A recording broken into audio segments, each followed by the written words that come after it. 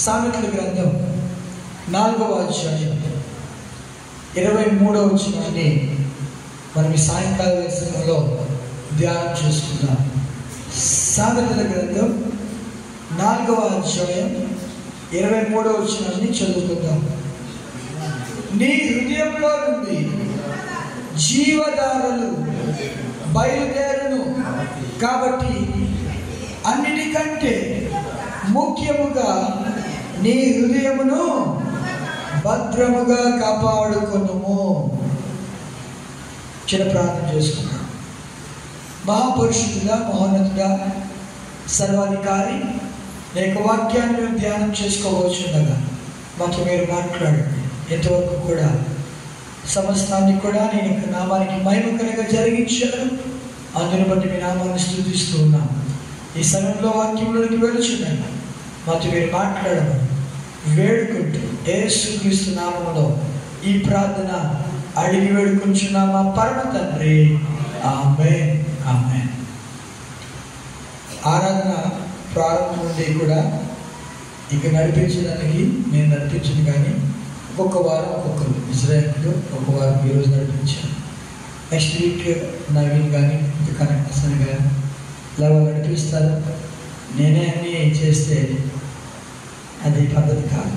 So నేను కూర్చుంటాను, కానీ మీరు కూర్చోకుండా నిలబడి చెప్తే ఇంకా బాగుంది. నిలబడి ప్రతిసారి నేను నిలబడాలంటే నిలబడాలి. అది అలా చేస్తే చాలా మంచిదని నేను భావిస్తున్నాను. దేవుని వాక్యాన్ని మళ్ళొకసారి ధ్యానం చేసుకున్నాను. సామెతల గ్రంథం 4వ అధ్యాయం 23వ వచనం చదువుతున్నాను. నీ హృదయంలో నుండి జీవధారలు బయలుదేరును కాబట్టి అన్నిటికంటే ముఖ్యముగా నీ హృదయమును భద్రంగా కాపాడుకోను. సొలొమోను, మహాజ్ఞాని అయిన సొలొమోను ఈ మాట తెలియజేస్తూ ఉన్నాడు. దేన్ని కాపాడుకోవాలి అంటే హృదయంని కాపాడుకోవాలి. హృదయం ఎందుకు హృదయాన్ని కాపాడుకోవాలి, ఎలాంటి హృదయాన్ని మనం కాపాడుకోవాలో నేను మీకు తెలియజేస్తాను ఈరోజు. హృదయం గురించి దేవునికి వాక్యము తెలియజేస్తుంది. నీ హృదయంలో నుండి జీవధారలు బయలుదేరును. జీవధారలు. మనం ఒక వ్యక్తిని బ్రతికించగలం తెలుసా? మన వ్యక్తిని నాశనం చేయగలం. రెండు మన చేతనం అవుతుంది. ఒక వ్యక్తి యొక్క కుటుంబాన్ని నాశనం చేయవచ్చు, లేకపోతే ఒక వ్యక్తిని బాగుపరచవచ్చు. ఎలాగా? మన హృదయం బట్టి. మన హృదయం సరిగ్గా ఉంటే మన హృదయంలోని వచ్చే మాటల ద్వారా ఇతరులను బాగు చేయొచ్చు. ఒకవేళ హృదయం సరిగ్గా లేకపోతే ఇతరుల కుటుంబాలని నాశనం కూడా చేయవచ్చు. ఇక్కడ నాశనం గురించి ఏం మాట్లాడే సొలొమోను, కానీ హృదయంలో నుండి ఏం బయలుదేరుతాయో చెప్తున్నాడు. నీ హృదయంలో నుండి జీవధారలు బయలుదేరును కాబట్టి ఏం కాపాడుకోమంటున్నాడు? కన్నులు కాదు, చెవులు కాదు, లేకపోతే లంగ్స్ ఊపిరితిత్తులు కాదు, కిడ్నీ కాదు, ఇవన్నీ గురించి చెప్పట్లేదు. కానీ బైబిల్ చెప్తుంది హృదయాన్ని కాపాడుకోమంటూ ఉన్నాడు. ఎట్టి హృదయాన్ని కాపాడుకోవాలి? ఇర్మియా గ్రంథం 17వ అధ్యాయం 9వ వచనం చదవండి ఒకసారి. ఇర్మియా గ్రంథం 17వ అధ్యాయం 9వ వచనాన్ని చదువుకుందాం. హృదయము అన్నిటికంటే మోసకరమైనది, అది ఘోరమైన వ్యాధి కలది, దాన్ని గ్రహింపగలవాడెవడు? ఇప్పుడు చెప్పండి, ఈ హృదయాన్ని కాపాడుకోవాలా? బైబిల్ చెప్తూ ఉంది హృదయము అన్నిటికంటే మోసకరమైనది, అది ఘోరమైన వ్యాధి కలది, దాన్ని గ్రహింపగలవాడు ఎవడు అని ప్రశ్నిస్తున్నాడు. ఇప్పుడు చెప్పండి, ఇందాకేమో సొలొమోను గారు అంటున్నారు అన్నిటికంటే హృదయాన్ని మీరు కాపాడుకోండి అంటున్నాడు. ఇప్పుడేమో ఇర్మియా అంటున్నాడు హృదయం అన్నిటికంటే మోసకరం. ఏ హృదయాన్ని కాపాడుకోవాలి? మోసకరం హృదయాన్ని కాపాడుకోవాలా? అసలు ఈ యొక్క హృదయం గురించి ఇర్మియా అంటున్నాడు అసలు అన్నిటికంటే కూడా మోసకరమైన హృదయాన్ని మరి ఎందుకు కాపాడుకుంటామా? దీన్ని కాదు మనం కాపాడుకోవాల్సింది. హృదయం అనేది దేవుడు సృష్టించినప్పుడు ఆయన బాగుగా సృష్టించాడు. ఎవరిని కూడా ఆయన చెడిపోవాలని సృష్టించలేదు. అందరినీ కూడా సృష్టించి తెలుసా? చదవండి ప్రసంగి గ్రంథం 7వ అధ్యాయం.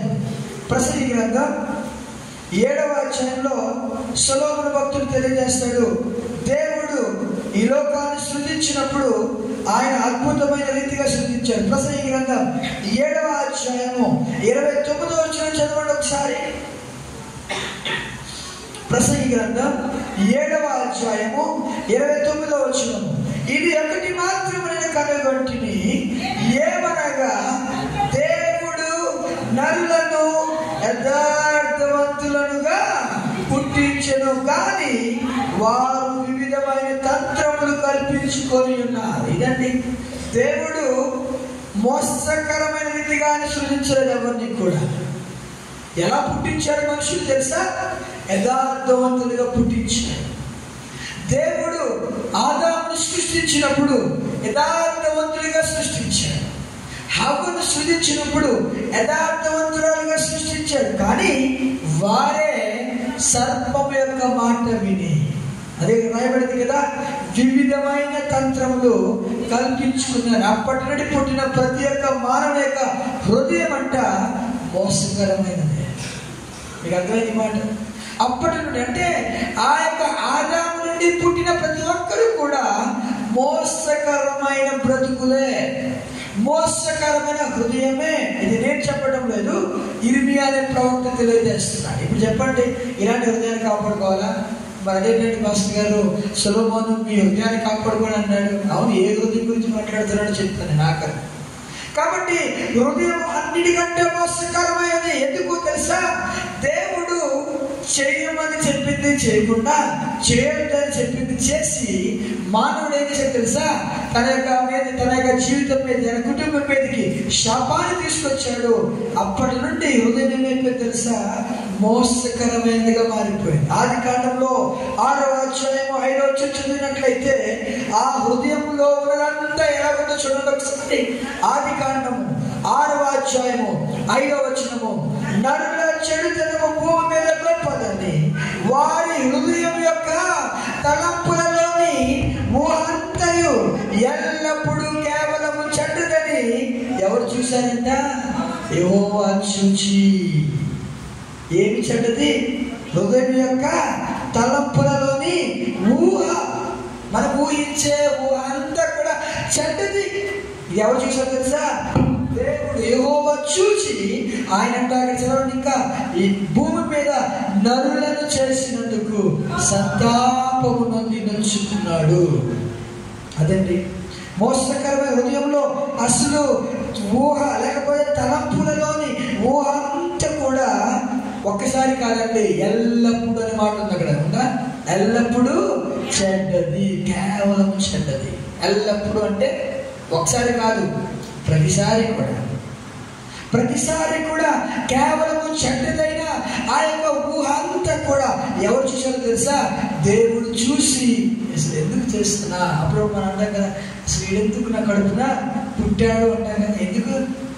ఆడి యొక్క ప్రవర్తన చూసి, ఆడు ప్రవర్తించే ఆ ప్రవర్తన నచ్చక మనం ఈ మాట అంటామో, దేవుడు కూడా అదే రీతిగా అంటున్నాడు. ఎందుకో తెలుసా? మానవుని యొక్క హృదయంలో ఎప్పుడు కూడా చెడ్డ తలంపులే వస్తున్నాయి. ఎన్ని నిండే తెలుసా? చదవండి, మార్కు సువార్తలో యేసు ప్రభువు మాట్లాడి తెలియజేస్తారు. 7వ అధ్యాయం, మార్కు సువార్త 7వ అధ్యాయం 21 నుండి 23 వరకు చదవండి.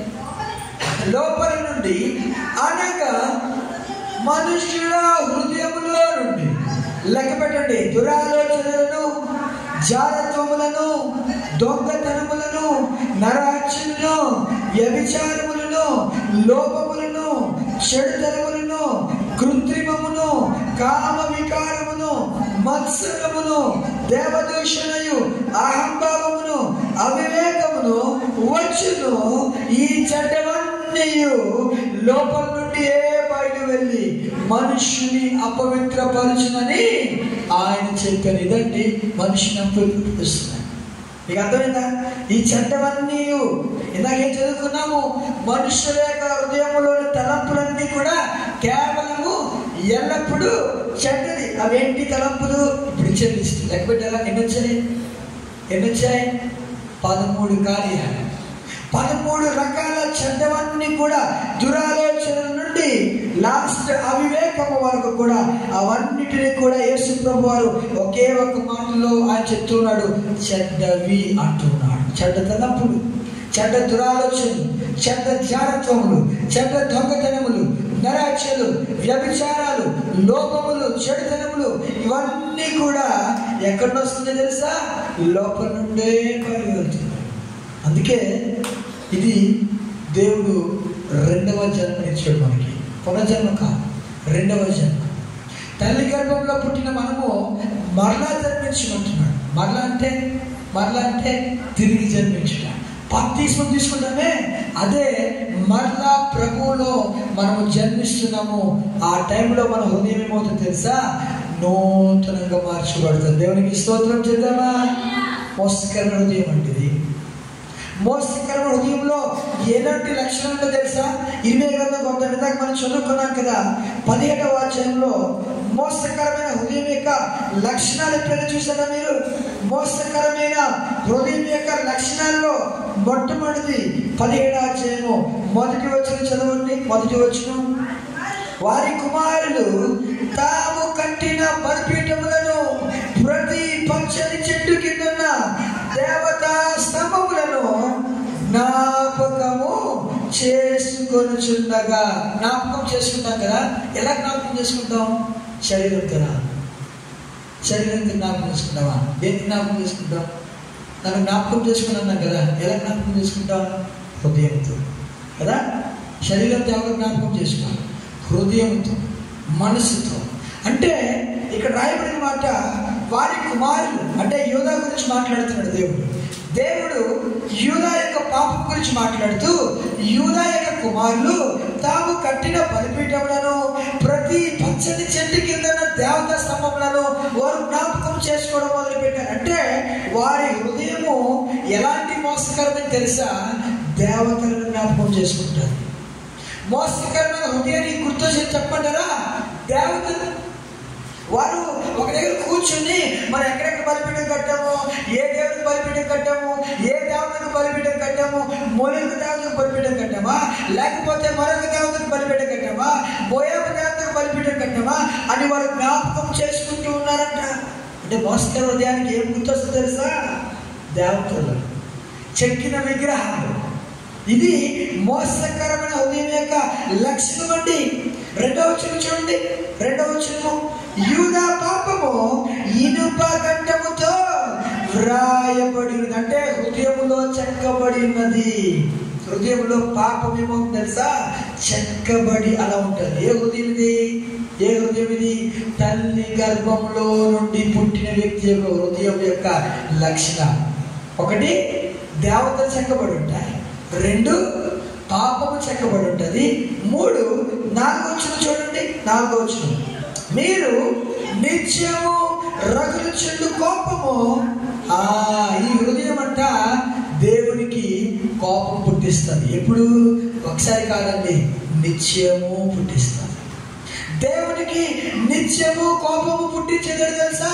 మోసకరమైన హృదయం అంటే దేవతలు చెక్కబడి ఉంటుంది, పాపము చెక్కబడి ఉంటుంది, దేవునికి కోపం తెప్పిస్తుంది. అంతేకాదు 5వ వచనంలో రాయబడింది, నరులను ఆశ్రయిస్తుంది. యెహోవా ఇలాగూ సెలవిచ్చుచున్నాడు, నరులను ఆశ్రయించి. ఎవరిని ఆశ్రయిస్తుంది? మోసకర హృదయము నరులను ఆశ్రయిస్తుందండి. మనుషుల మీద ఆధారపడుతుంది. దేవుడిని నమ్ముకోదు, మనుషులను ఆశ్రయిస్తుంది, నరులను ఆశ్రయిస్తారు. అంతేకాదు 5వ లక్షణం ఏంటి తెలుసా? 5వ వచనంలోనే రాయబడింది, యెహోవా మీద నుండి తన హృదయాన్ని తొలగించుకునేవాడు అని ఉంటుంది. అంటే దేవుణ్ణి కాకుండా నరులను లక్ష్య పెడుతుంది, నరులను ఆశ్రయిస్తుంది. ఎవరు హెల్ప్ చేస్తారా, ఎవరు నాకు హెల్ప్ చేస్తారా అని మనుషుల వైపు చూస్తుంది, దేవుని వైపు చూడదండి. ఇది మోసకరమైన హృదయం. ఇది మోసకర హృదయం. తల్లి గర్భంలోని పుట్టిన వ్యక్తి యొక్క హృదయం యొక్క లక్షణాలు, 5 లక్షణాల గురించి అంటున్నాడు. ఇతర దేవతలను జ్ఞాపకం చేసుకుంటుంది. పాపం ఏమవుతుంది? ఆ హృదయంలో చెక్కబడి ఉంటుంది. అంతేకాదు దేవునికి కోపం తెప్పిస్తుంది. ఒకసారా కాదు, నిత్యము కోపం తెప్పిస్తుంది. మనుషులను ఆశ్రయిస్తుంది. దేవుని నమ్ముకోదండి. దేవుని అంటే పట్టదు. దేవుని మీద ఆధారపడదండి. ఇప్పుడు చెప్పండి, ఇటువంటి హృదయాన్ని కాపాడుకుందామా? ఈ హృదయాన్ని కాపాడుకోవాలి కాదు. దీని గురించి దేవుడు మాట్లాడట్లా. ఈ హృదయము మోసకరమైన హృదయం అండి. ఈ మోసకరమైన హృదయము ఏటి కోరుతుంది తెలుసా? పాపం మాత్రమే కోరుతుంది. దేవుడికి నిత్యము కోపం తెప్పిస్తుంది. అంతేకాదు దేవుడి మీద ఆధారపడదు. దేవుడిని నమ్ముకోదు. మనుషులను ఆశ్రయిస్తుంది.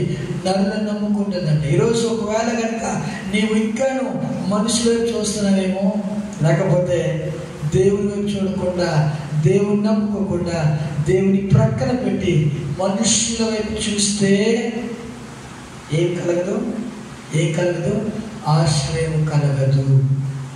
ఎవరైపు చూడాలి? ఎవరైపు చూడాలి? కొండల తట్టున కన్నులు ఎత్తుచున్నాను అని ఒక వ్యక్తి పాడతాడండి. ఎందుకు కొండల వైపు చూస్తున్నాడు? అక్కడ యెహోవా యొక్క సహాయము దొరుకుతుంది. దేవునికి స్తోత్రం చేద్దాం. ఎంతమంది మీరు నిజంగా దేవుని వైపు చూస్తున్నారు? కష్టం వచ్చినప్పుడు, నష్టం వచ్చినప్పుడు మీరు దేవుని వైపు చూస్తున్నారు. దేవుని వైపు, దేవుని ఆశ్రయిస్తున్నారు. మన యొక్క మనస్సు దేవుని మీద పెడుతున్నాము. నష్టాలు రాని, కష్టాలు రాని, వ్యాధులు రాని దేవుని వైపునకు చూస్తామే, దేవుడు ఖచ్చితంగా ఆయన సహాయాన్ని మన కొరకు పంపిస్తాడు. మీరు వారు దేవునికి స్తోత్రం చేద్దాము. మోసకరమైన హృదయం ఏం చేస్తారు సార్? దేవుని నమ్ముకోదండి, మనుషులు నమ్ముకుంటుంది. మనుషుల వైపు చేస్తుంది. నన్ను ఆశ్రయిస్తుంది. నన్ను ఆశ్రయిస్తుంది. ఒకవేళ సహాయము దొరకచ్చేమో కొంతకాలము, కానీ దేవుని యొక్క సహాయము అతనికి దొరకదండి. దేవుని వైపునకు చూచినప్పుడు దేవుని యొక్క సహాయం అనేది దొరుకుతుందని మరొకసారి నేను మీతో మాట్లాడుతూ ఉన్నాను. మోసకరమైన హృదయం చదవని అపొస్తలుల కార్యములో 8వ అధ్యాయము 21వ వచనం చదివినట్లయితే, అపొస్తలుల కార్యములు 8వ అధ్యాయము 21వ వచనం చదవండి. నీ హృదయము దేవుని ఎదుట సరైనది కాదు కనుక ఈ కార్యమందు నీకు పాలు పంపులు లేవు. ఎవరి గురించి మాట్లాడుతున్నాడు దేవుడు ఇక్కడ? గారెడ సీమోన్ అండి. గారెడ సీమోన్ ఎవరో తెలుసా? ఒకసారి సమరయ పట్టణానికి వెళ్ళాడు. వెళ్ళిన తర్వాత ఒక మ్యాజిక్ చేశారు. అక్కడ అందరూ కూడా చాలా బాగుంది బాగుందని అతను వెంబడి వెళ్ళారు. అప్పుడు ఇంకా ఎక్కువ మ్యాజిక్ చేయడం ప్రారంభించాడు. ఆ ఊరినందరినీ కూడా తనతడి తిప్పుకున్నాడు. ఆ ఊరినందరినీ కూడా తన వెనకాలే వచ్చేస్తున్నారు. అందరూ అనుకున్నారు దేవుని మహాశక్తి ఎదుడే అనుకుని అందరూ పొలమును అతని వెనకాల వెళ్ళిపోతూ ఉంటే అతను చాలా హ్యాపీ అయిపోయాడు. ఒకరోజు పేతురు వచ్చాడు ఆ ప్లేస్లోకి. ఒకరోజు పేతురు కాదు, ఫిలిప్ వచ్చాడు. ఫిలిప్ వచ్చి ఆ ప్లేస్ లో సువార్త చెప్తుంటే అందరూ సువార్త విని బాప్తీసం తీసుకున్నారు. ఈ యొక్క సీమోను కూడా, గారెడ సీమోను కూడా బాప్తీసం తీసుకున్నాడు. తీసుకుని అతను కూడా ఆ యొక్క ఫిలిప్ వెనకాల ఉన్నాడు. ఫిలిప్ సూచక్రియలు చేస్తుంటే, ఆశ్చర్యకాలు చేస్తుంటే, బాబా నాకంటే బాగా చేస్తారని చెప్పి అతని వెనకాల వెళ్ళడం ప్రారంభించాడు. కానీ అతను హృదయం సరిగ్గా లేదు. ఒకరోజు పేతురు వచ్చాడు, అక్కడికి యోహాను వచ్చారు. ఇద్దరు వచ్చి ప్రార్థన చేయడం ప్రారంభించారు. ఎందుకో తెలుసా? వారి మీదకి పరిశుద్ధాత్ముడు రాలే. బాప్తీసం తీసుకున్నారు కానీ పరిశుద్ధాత్మ లేడు. వెంటనే పేతురు అలాగే యోహాను ఇద్దరు కలిసి ఆ అందరి మీద కూడా చేతులు వేసి వారు ప్రార్థన చేసినప్పుడు దేవుని యొక్క ఆత్మ, పరిశుద్ధాత్ముడు వారి మీదకి రావడము సీమోను చూశాడు. గారెడ సీమోను అనుకున్నాడు, కొంత డబ్బు తీసుకొచ్చాడు. పేతురు గారు, అయ్యా ఈ యొక్క అధికారం నాకు కూడా ఇస్తారా?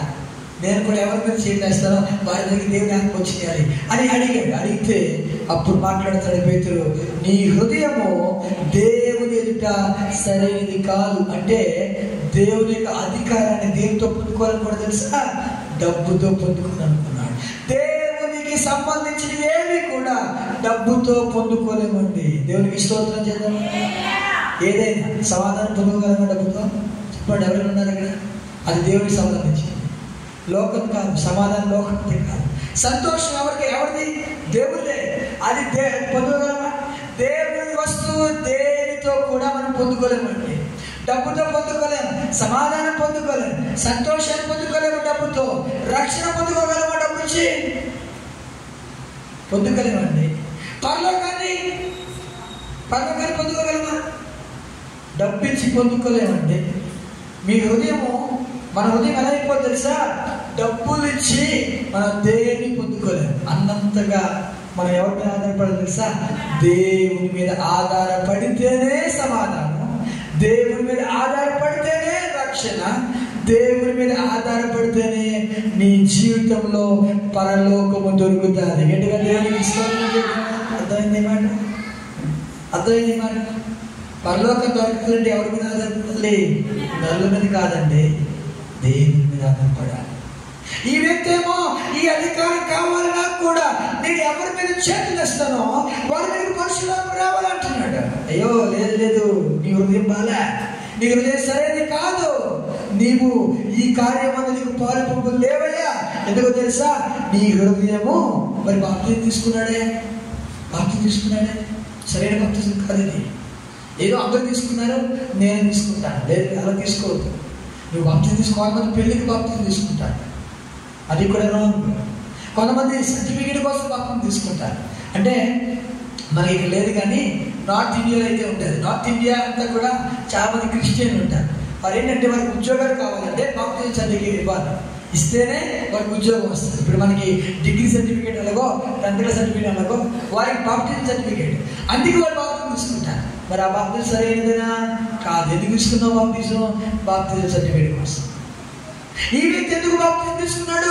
అందరూ తీసుకుంటున్నారు కదా, నేను కూడా తీసుకుంటే ఏమైపోతుంది, ఏదో మునిగేద్దాంలే అని చెప్పి ఇతను కూడా వెళ్ళిపోయి మునిగాడు. హృదయం మారిందా? మారలేదండి. డబ్బు ఇచ్చి కొనుక్కోవాలనుకున్నాడు, అది కానీ కొనలేదు.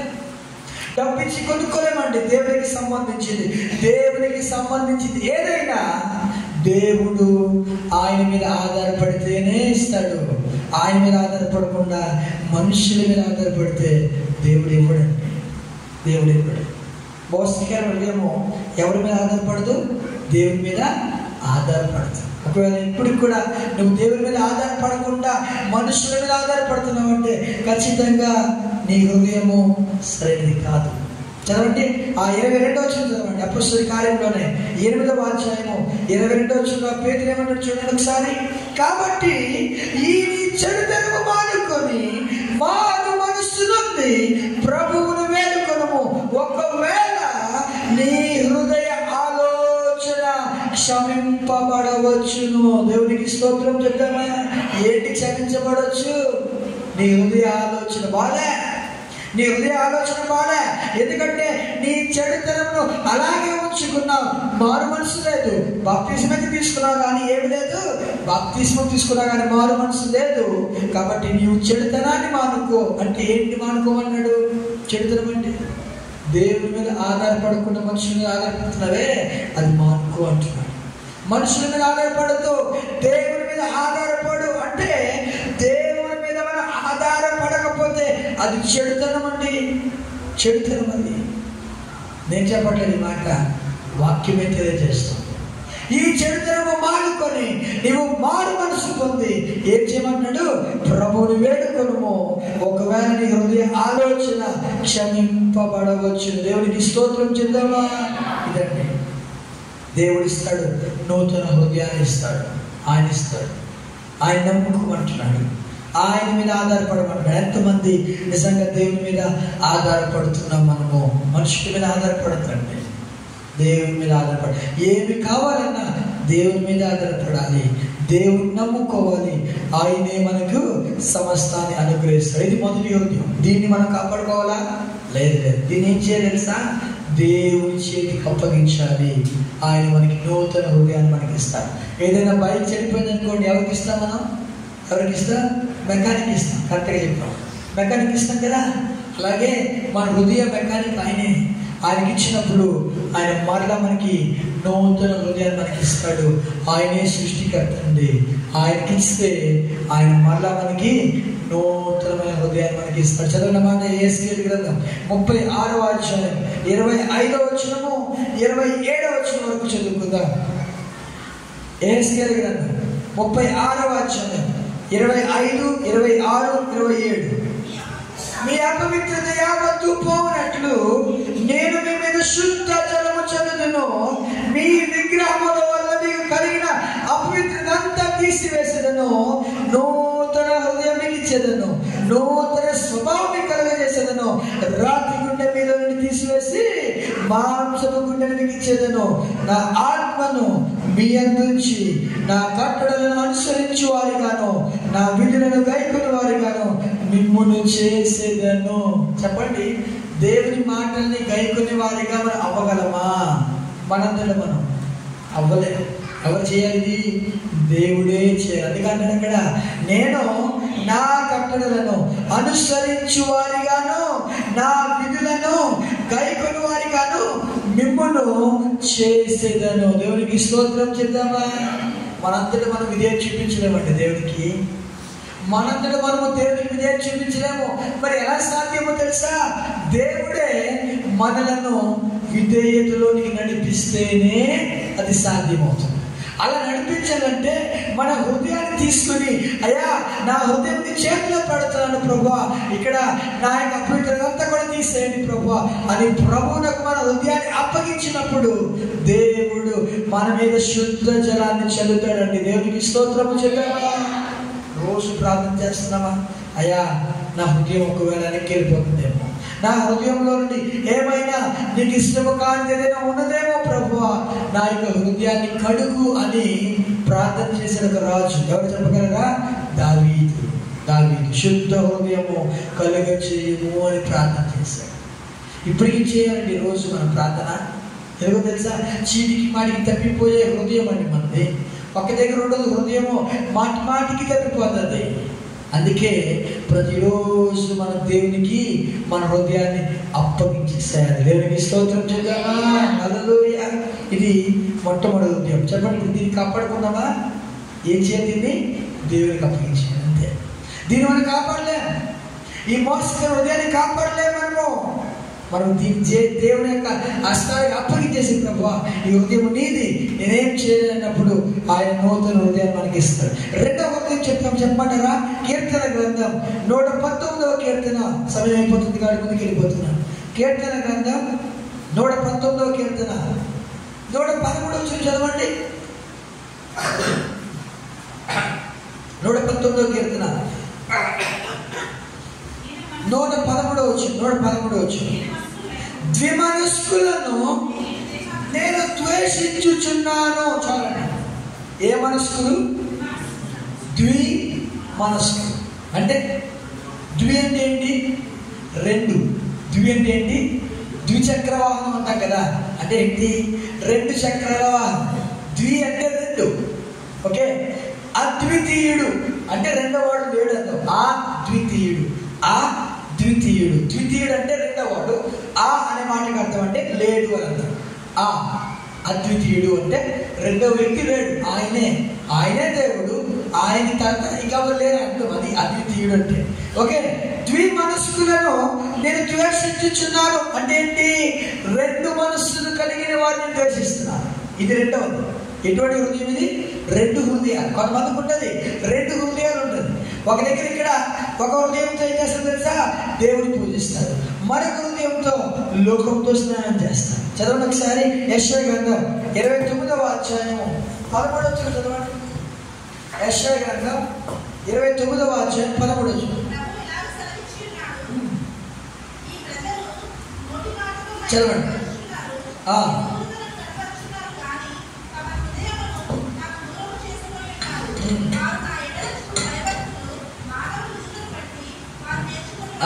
చాలండి. ప్రభు ఇలా సెలవిస్తున్నాడు, ఈ ప్రజలు నోటి మాటతో వద్దకు వచ్చుచున్నారు, పెదవులతో నన్ను గనపరుచున్నారు, కానీ తమ హృదయమును నాకు దూరము చేసుకుని ఉన్నారు. వారు నా ఎడల చూపు భయభక్తులు, మానవుల విధులను బట్టి వారు నేర్చుకున్నవి. ఇదండి. ఏ హృదయం ఇది? రెండు హృదయాలు. ఒక హృదయంతో వారు ఏం చేస్తే తెలుసా? దేవుణ్ణి పూజిస్తున్నారు. మరొక హృదయంతో దేవునికి దూరంగా ఉంటూ ఉన్నారు. రెండు హృదయాలు అంటున్నాడు. వారు నా ఎడల చూపు భయభక్తులు, మానవుల విధులను బట్టి వారు నేర్చుకునేవండి. రెండు హృదయాలు ఉన్నాయేమో ఒకసారి చెక్ చేసుకోవాలి. రెండు హృదయాలు. ఒక వ్యక్తి అన్నాడు, ఒక వ్యక్తికి హృదయం లేకపోతే అది ఒక విచిత్రం. హృదయం లేకపోతే అంటే ఏంటంటే, ఇప్పుడు అడుక్కుని వాడు చూసినా జాలి చూపించకపోవడం అంటే ఏంటి? హృదయం లేదంట. ప్రేమ చూపించట్లేదంటే ఏం లేదు, మానవత్వం లేదు, హృదయం లేదంట కదా. అది విచిత్రం అంట. ఒక వ్యక్తికి హృదయం లేకపోతే అదొక విచిత్రం. కానీ ఒక వ్యక్తికి 2 హృదయాలు ఉంటే అదొక రాక్షసుడు. ఏంటంట? అదొక రాక్షసుడు. 2 హృదయాలు ఉంటే. 2 హృదయాలు ఉండకూడదండి. చదవండి ఒకసారి 2వ రాజుల గ్రంథం 17వ అధ్యాయం 41వ వచనం చదివినట్లయితే,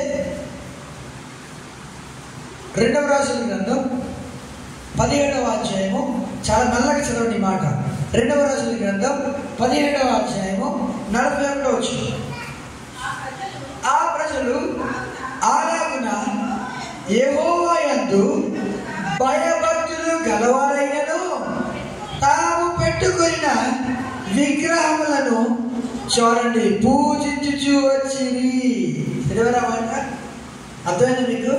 మళ్ళీ చదువుతున్నానండి. ఆ ప్రజలు అలాగున యెహోవా యందు భయభక్తులు గలవారైనను తాము పెట్టుకున్న విగ్రహములను పూజించుచు వచ్చిరి. ఎలా సాధ్యం ఉండేది?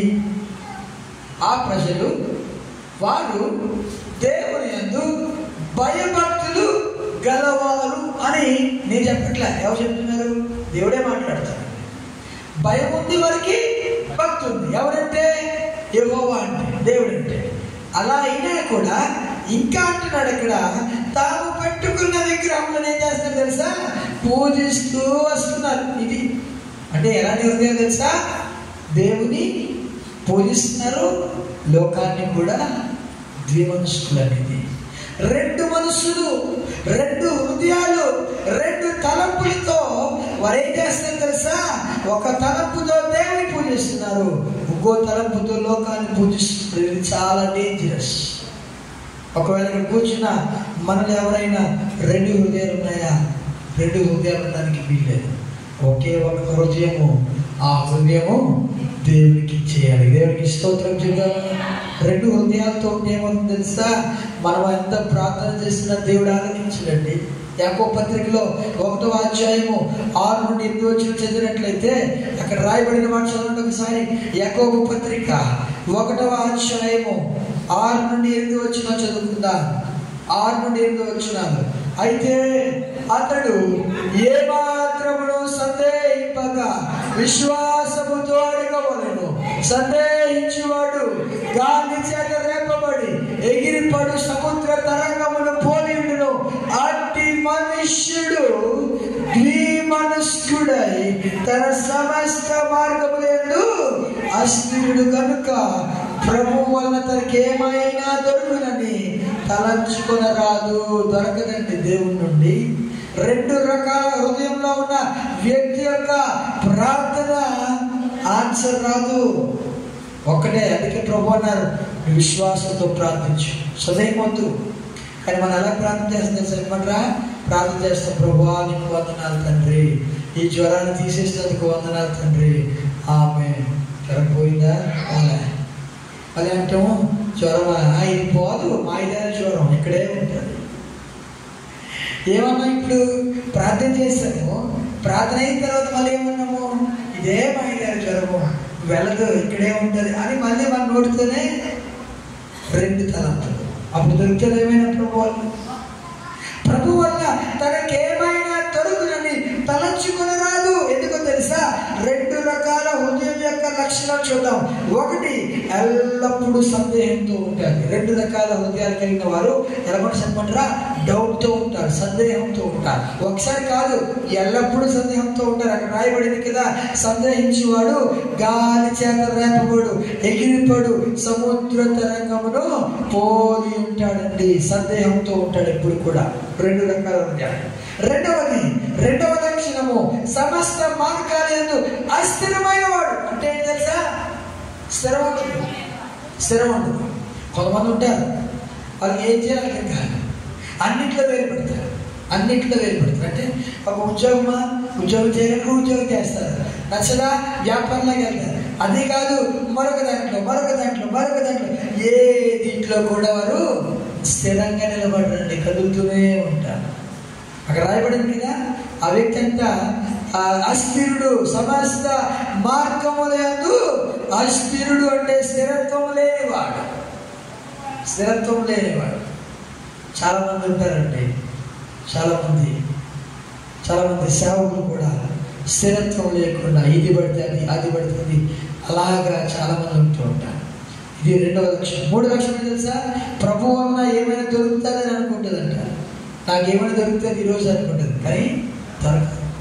ఇది డబల్, అంటే రెండు రకాల హృదయాలు కలిగిన వ్యక్తి యొక్క మనస్సు అండి. రెండు రకాల హృదయాలు మనకు వద్దండి. బైబిల్ ఒక వ్యక్తి ఉన్నాడు, ఈ రెండు రకాల హృదయాలు కలిగి అతను జీవించాడు. రెండవ రాసిన గ్రంథం 5వ అధ్యాయం 26వ వచనం చదవండి, ముగించేసుకుంటాం.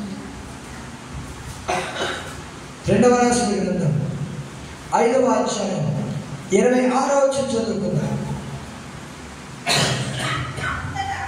అంతటా ఎలీషా వారితో, ఆ మనుష్యుడు తన రథము దిగి నీకు ఎదుర్కొంటూ తిరిగి వచ్చినప్పుడు నా మనసు నీతో కూడా రాలేదా?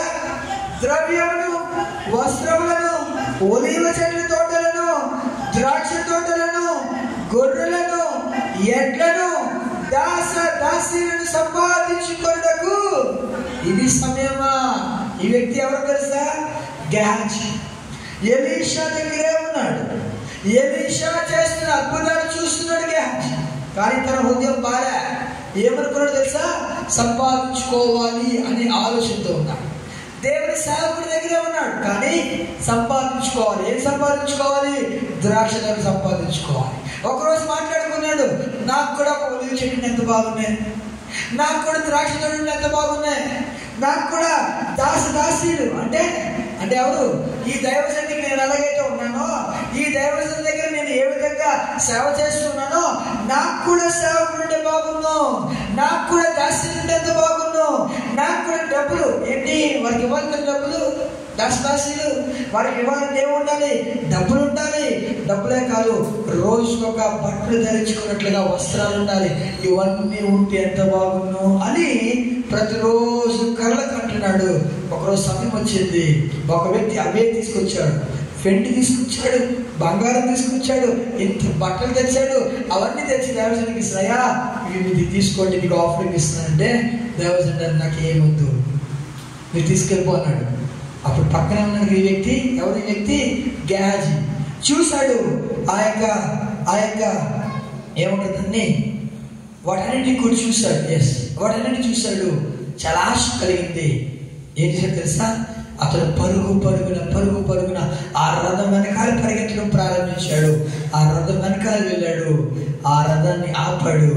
ఆ రథం నుండి దిగి ఆ వ్యక్తి కావాల్సినవన్నీ ఇచ్చేశాడు. మూటలన్నీ కూడా లోపల పెట్టాడు. ఆ మూటలతో పాటు కుష్ఠరోగాన్ని కూడా తెచ్చుకున్నాడు. చూసారా? రెండు రకాల హృదయాలు.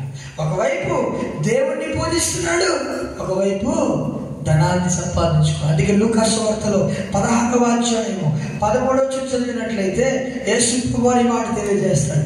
లూకా సువార్త 16వ అధ్యాయం 13వ వచనంలో రాయబడింది, ఏ సేవకుడును ఇద్దరు యజమానులను సేవింపలేడు. వాడు ఒకరిని ద్వేషించి ఒకరిని ప్రేమించును, లేక ఒకరిని అనుసరించి ఒకరిని తృణీకరించును. మీరు దేవుని సిరిని సేవింపలేరని చెప్పాను. చెప్పండి ఇప్పుడు, ఇదా హృదయము? ఈ హృదయాన్ని మనం కాపాడుకోవాలి. ఇది కూడా వద్దండి, ఇది కూడా డేంజరస్. మోసకర హృదయాన్ని దేవునికి అప్పగించాలి. రెండు రకాల హృదయం ఉండడానికి వీళ్ళు మరి ఏం చేయాలి? రెండు రకాల హృదయాన్ని ఏం చేయాలి? మనము ఒక హృదయంలో యేసు ప్రభుని ఆహ్వానిస్తే ఏమవుతుందో తెలుసా? రెండవ రకం హృదయము మన జీవితంలో ఉండనే ఉండదు. దేవునికి స్తోత్రం చేద్దామా? హల్లెలూయా. ఎంతమందికి మనకి ఒకే ఒక హృదయాన్ని కలిగి దేవుని స్తుతిస్తున్నాం. ఒక రాజుగారు ఆయన వేటకి వెళ్తున్నప్పుడు, అలా వెళ్తున్నప్పుడు ఒక చక్కటి గోబలు దొరికాయి అతనికి. గోబలు పావురం ఉంటాయి కదా, అవి చూసాడు, చాలా బాగున్నాయి. ఒక వ్యక్తి దగ్గర కొనుక్కున్నాడు. ఒక మంచి పంజరంలో కొనుక్కొని చాలా బాగున్నాయి. ఇంటికి తీసుకెళ్ళాడు. ఇంటికి తీసుకెళ్ళిన తర్వాత తన ఒక కొడుకున్నాడు, చాలా చిన్నవాడు. తన కొడుకు చెప్పాడు, రే వీటి జాగ్రత్తగా చూసుకో, నాకు చిన్న పని ఉంది, నేను బయటికి వెళ్తానన్నాడు. సరే అని చెప్పాడు. ఆ యొక్క రాజుగారు బయటికి వెళ్ళిపోయారు. ఈ కొడుకు దాన్ని జాగ్రత్తగా చూస్తూ ఉన్నాడు. ఆ యొక్క పంజరాన్ని చూస్తూ ఉంటే తన ఫ్రెండ్ వచ్చారా, నారా మనం బయటికి వెళ్ళి ఆడుకుందాం, ఆడుకుని మళ్ళీ మనం వచ్చేద్దామంటే, లేదురా మా డాడీని చూడమన్నాడు, ఈ పంజరాన్ని చూడమన్నాడు, ఈ గోబలు చూస్తూ ఉండమన్నాడు అని ఆ యొక్క కొడుకు ఆ బాబు చెప్పేసరికి అప్పుడే ఒక పిల్లి వెళ్తూ ఉందంట. ఆడనరే ఈ పిల్లిని ఇక్కడ ఉంచుదాము, ఈ పిల్లి మనకంటే బాగా చూస్తాం, దీన్ని మనం వెళ్ళి ఆడుకుందాం అంటే ఆ రాజుగారు కొడుకు అన్నాడంట, రే ఈ పిల్లి బయట ఉంటే అది ఎక్కడికి వెళ్ళిపోద్ది, దీన్ని మనం పంజరం లోపల పెడదాం, ఆ పంజరం లోపల పెడితే ఇంకా బాగా చూస్తుంది కదా అని ఇద్దరు కలిసి ఆ పిల్లి పట్టుకొని ఆ పంజరంతా డోర్ తెరిచి లోపలికంతా తోలేసి ఆ తలుపు మూసేసి ఇద్దరు కూడా ఆడుకోవడానికి వెళ్ళిపోయారు. ఈ లోపు రాజుగారు ఇచ్చారు. రాజుగారు రాగానే ఆ యొక్క ఇష్టమైన పంజరం దగ్గరికి వెళ్ళిపోయాడు. చూస్తే అక్కడ పంజరంలో లోపల పిల్లి ఉంది, గోవలు కనబడలే, అక్కడంతా కూడా రక్త ముద్దలు కనబడుతున్నాయి, కిందనంతా కూడా రక్త చుక్కలు కనబడ్డాయి. ఏం చేయాలి అర్థం కాలేదు. కొడుకుని పిలిచాడు. కొడుకుని పిలవగానే, రే ఈ పంజరంలో ఉంటే పావులకు పిల్లలైనా ఉండాలి, లేకపోతే పిల్లైనా ఉండాలి, రెండు కూడా కలిసి నివాసం చేయలేవు అన్నాడు. ఈరోజు అంటాను, లోకము అలాగే దేవుడు మన హృదయంలో నివాసము ఉండలేరండి. ఉంటే దేవుడైనా ఉండాలి, లేదా లోకమైనా ఉండాలి. ఎవరున్నారు మన హృదయాల్లో? ఎవరున్నారు మన హృదయాల్లో? ఎటువంటి హృదయాన్ని మనం కాపాడుకుంటున్నాం? దేవుడికి మనం ఎటువంటి హృదయాన్ని కాపాడుకోవాలి తెలుసా? మన హృదయములలో దేవుని నివాసముగా పెట్టుకొని ఆయనకు ప్రార్థన చేసినప్పుడు దేవుడు తన యొక్క ఆశీర్వాదాలను మన మీదకి మెండుగా కురిపిస్తాడు. దేవునికి స్తోత్రం చెప్తామా? హల్లెలూయా. తలవంచుదాం, కళ్ళు మూసుకుందాం. మీ హృదయంలో నుండి జీవధారలు బయలుదేరును. ఇంతకీ ఏ హృదయం తెలుసా? ఏ హృదయం తెలుసా? దేవునికి అప్పగించిన హృదయంలో ఉండండి. ఇంతకీ ఏ హృదయం తెలుసా? దేవుడు నివాసము చేస్తున్న హృదయంలో నుండి మాత్రమే జీవధారలు బయలుదేరుతాయి. ఈరోజు అడుగుతున్నాను నిన్ను, నీ హృదయంలో దేవుడు నివాసం చేస్తున్నాడా? నీ హృదయాన్ని దేవుడికి అప్పగించావా? ఒకవేళ అప్పగించకపోతే ఇదే అనుకూల సమయం, ఇదే రక్షణ దినం. ప్రార్థించుకుందామా? అడుగుతామా ప్రభుని, అయ్యా మాకు అటువంటి హృదయాన్ని ఇవ్వ ప్రభు, నీవు నివాసము చేసే హృదయం నీవు నివాసం చేసే హృదయం కావాలి ప్రభు అని ప్రభు స్థుతిలో అడగగలమా? అడుగుదామా ప్రభునయ్యా, నీ హృదయం మాకు కావాలి తండ్రి. నూతన హృదయాన్ని ఇస్తాడు దేవుడు, నూతన స్వభావాన్ని కలుగజేస్తా అన్నాడు, రాతి గుండె తీసివేస్తున్నాడు. ప్రార్థన చేసుకో.